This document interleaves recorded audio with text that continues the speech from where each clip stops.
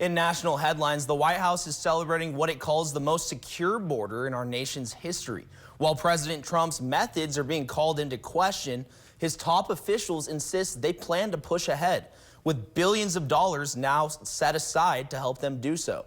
Here's Christine Frizzell with the latest.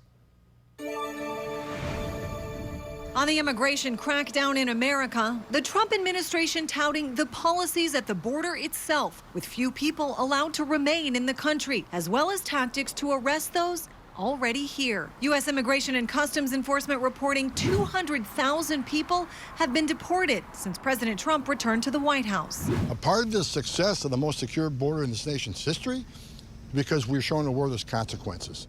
ICE also unveiling this, quote, worst of the worst website, posting photos and crimes of those it's arrested. Many previously convicted of sexually abusing children, as the White House expands its efforts to find places to detain them. This is what a patriot looks like. The controversial detention facility known as Alligator Alcatraz in Florida's Everglades set to close in a matter of days after a judge ordered operations to wind down following a series of legal and sanitation problems. We think it's despicable that an activist judge has inserted themselves in this migrant detention facility to the point where DHS is now having to relocate these illegal immigrants to other detention facilities around the country.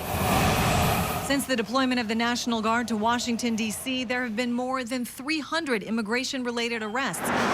That number now up to 5,000 in Los Angeles. All these sanctuary cities that refuse to work with ICE, where we know public safety threats are being released every day into this country, especially those cities, we're going to address that. Critics warning the National Guard troops are just the beginning, with millions of dollars now approved to hire 8,500 CBP employees and 10,000 new ICE agents. Some say they're on the streets now and will be sent to voting booths next. All that funding and that big, beautiful portrayal allows more resources for this private police force that increasingly is showing a tendency not to swear an oath to the Constitution, but to the President of the United States. The White House reiterated that any cities that want the National Guard's help just need to ask for it.